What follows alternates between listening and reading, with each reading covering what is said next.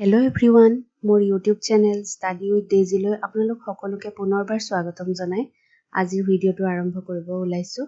আৰু ভিডিঅটো আৰম্ভ কৰাৰ আগতে সেই সকল ক্যান্ডিডেটলৈ মই অভিনন্দন জ্ঞাপন কৰিব খুজিছো যি সকলে আজি ৰিজাল্ট মানে যেটো ADRE গ্ৰেড 3 ৰিজাল্ট ওলাইছে তাত তেওঁলোকে ৰিটেন ক্লিয়াৰ কৰিছে তেওঁলোকৰ শেষ আন্তৰিক শুভেচ্ছা আৰু লগতে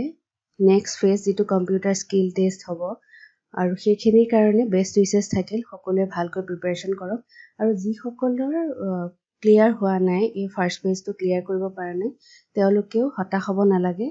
আপোনালোকে প্ৰিপাৰেচন কন্টিনিউ কৰি গৈ থাকক কাৰণ ভালকৈ যদি প্ৰিপাৰেচন কৰি থাকে তেতিয়া হলে নিশ্চয় নেক্সট যিকোনো এটা এক্সামত আপোনালোকৰ হৈ যাব হতাশ নহব এতিয়া হৈছে যে যেহেতু আজি ৰিজাল্ট ডিক্লেয়াৰ হৈছে অতি কম সময়ৰ ভিতৰতে নোটিস আহি যাব যে সেকেন্ড ফেজৰ এক্সাম কেতিয়া হ'ব গতিকে খুব কম সময়ৰ ভিতৰত আপোনালোকে প্ৰিপাৰেচন কৰিব লাগিব গতিকে কন্টিনিউ কৰি যাওক যিখিনি আপোনালোকে অলৰেডি আৰম্ভ কৰিছে বা কৰিব লৈছে আৰু তাৰ কাৰণে মই যিমানখিনি পাৰিছো হেল্প কৰিব ট্ৰাই কৰি আছো আৰু মই কন্টিনিউ এটা প্ৰেক্টিস সিৰিজ যেটো আৰম্ভ কৰিছিলো এটো কন্টিনিউ কৰি গৈ আছো বহুতখিনি ভিডিও বনোৱা হৈছে কম্পিউটাৰ স্কিল টেষ্টৰ কাৰণে আৰু লগতে মোৰ এখন ইবুক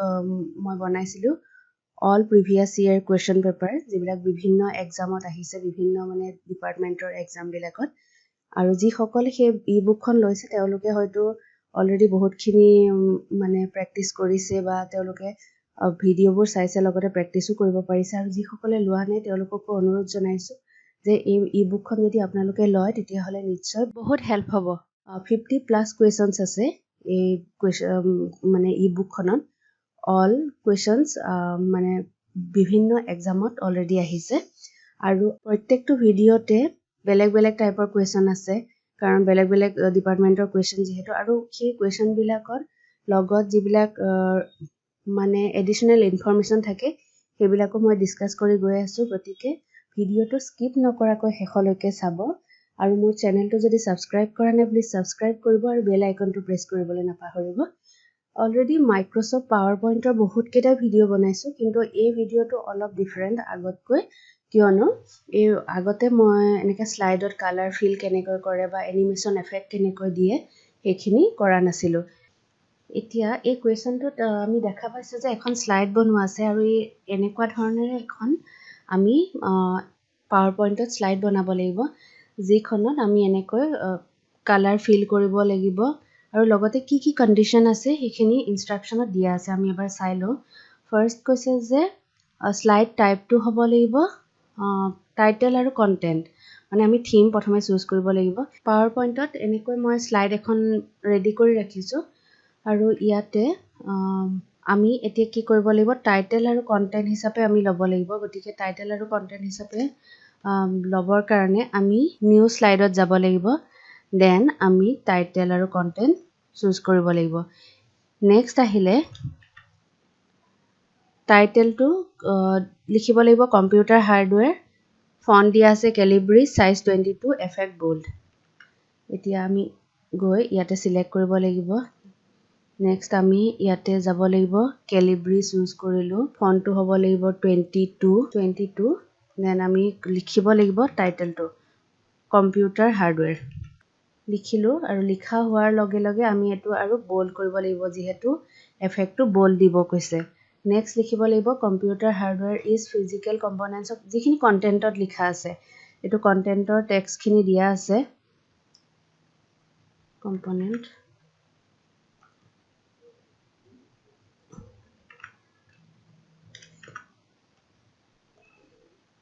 এটো ইয়াৰ পৰা কপি কৰি ল'ব পাৰো যেহেতু মই অলৰেডি টাইপ কৰি ৰাখিছো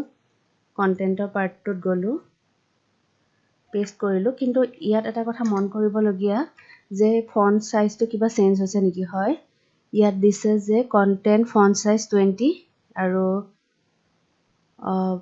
যেটো ষ্টাইল আছিল হেতু ক্যালিব্ৰি হ'ব গতিকে বেলেগ ইমান ডিফাৰেন্স নহয় এটো সিলেক্ট কৰি ললো আৰু ইয়াতে গৈ ক্যালিব্ৰি আৰু সাইজটো আমি সৰু কৰিব লাগিব 20 আছে 20 কৰি দিলো নেক্সট কৈছে যে provide background yellow color with 40% transparency to content as shown above. ওপৰত দিয়াৰ ধৰণে এনেকৈ আমি yellow colorটো ফিল কৰিব লাগিব আৰু yellow colorটো ফিল কৰিবৰ কাৰণে যিহেতু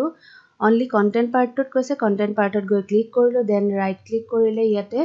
format shape বুলি আহিব ইয়াতে fill বিভিন্ন অপচন আছে no fill solid fill আমি এটো কৰিব লাগিব solid fill আৰু কালাৰটো আছিলে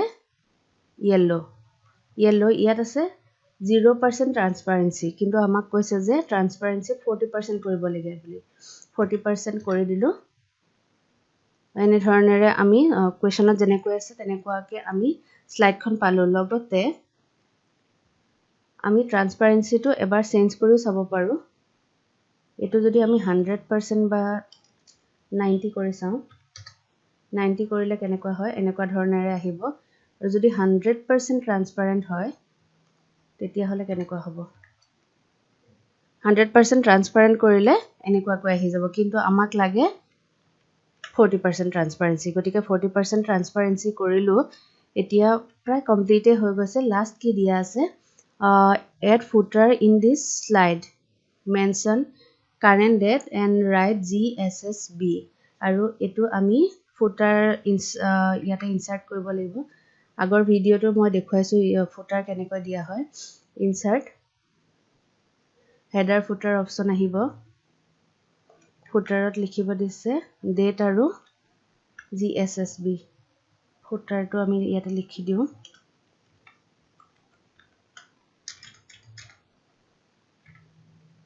SSSB then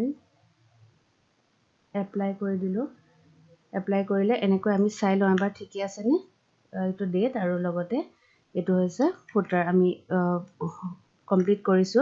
তাৰ পিছত কৈছে যে apply wipe animation to content only আৰু এতিয়া আমি দিব লাগিব এনিমেশন এফেক্টটো আগতে হয়তো মই কোনো এটা ভিডিওত কৰা নাই এটো দেখুৱাম তে কন্টেন্ট পাৰ্টটো সিলেক্ট কৰি ল'ব লাগিব ইয়াতে যাব লাগিব এনিমেশন নান হৈ আছে ইয়াতে যদি ওয়াইপ দিও এনেকৈ আহি যাব এবাৰ আমি চেক কৰি চাব পাৰো স্লাইডছত গৈ এনেকুৱা ধৰণেৰে আহিব আৰু এটো ওয়াইপ দিয়া আছে কাৰণে আমি বেলেগো যদি দিব কয় এনে ধৰণেৰে দিব পাৰো যেনেকৈ সেভ বা হুইল ইয়াতে যিকোনো এটা যেটো আহে কোৱেশ্চনত তেনেকৈ আমি সিলেক্ট কৰিলে আহি যাব ইয়াৰ পিছত এটো হুইল যদি দিয়া থাকে যদি আমি এটো সিলেক্ট কৰো তেতিয়া হলে আমি স্লাইডছত এবাৰ চাব পাৰো কেনে ধৰণেৰে হ'ব ক্লিক কৰিলে এনেকৈ আহি যাব গতিকে এখিনিতে আজিৰ ভিডিওটো শেষ হৈছে আৰু আজিৰ ভিডিওটোত আমি কি শিকিলো স্লাইড এখনত কালাৰ কেনেকৈ ফিল কৰিব লাগে ট্ৰান্সপাৰেন্সি কেনেকৈ চেঞ্জ কৰিব লাগে এনিমেশন এফেক্ট কেনেকৈ দিব লাগে আৰু নেক্সট এনেকুৱা যিখিনি কোৱেশ্চন পেপাৰত মানে কোৱেশ্চন আছে আৰু ৰিমেইনিং এখিনি মই যিমানখিনি পাৰো কন্টিনিউ কৰি গৈ থাকিম সো আজিৰ ভিডিওটো এখিনিতে শেষ হ'ল আৰু ভিডিওটো চাই কেনে পাইছে জনাব লাইক কমেন্ট শেয়াৰ কৰিব আৰু মোৰ চেনেলটো যদি সাবস্ক্ৰাইব কৰা নাই সাবস্ক্ৰাইব কৰিব আৰু বেল আইকনটো প্ৰেছ কৰিবলৈ নাপাহৰিব আৰু লগতে এটা কথা জনাব খুজিছো যে মোৰ টেলিগ্ৰাম চেনেলটো জয়েন কৰিব ষ্টাডি মেটেৰিয়েল আৰু ডেইলি কুইজৰ বাবে আৰু টেলিগ্ৰাম চেনেলৰ লিংকটো ডেসক্ৰিপচন বক্সত দিয়া আছে আৰু ইবুক খনৰ কথা নাপাহৰিব ইবুক খনৰ লিংকটো ডেসক্ৰিপচন বক্সতে পাই যাব আৰু ভিডিওটো শেষলৈকে চোৱাৰ বাবে ধন্যবাদ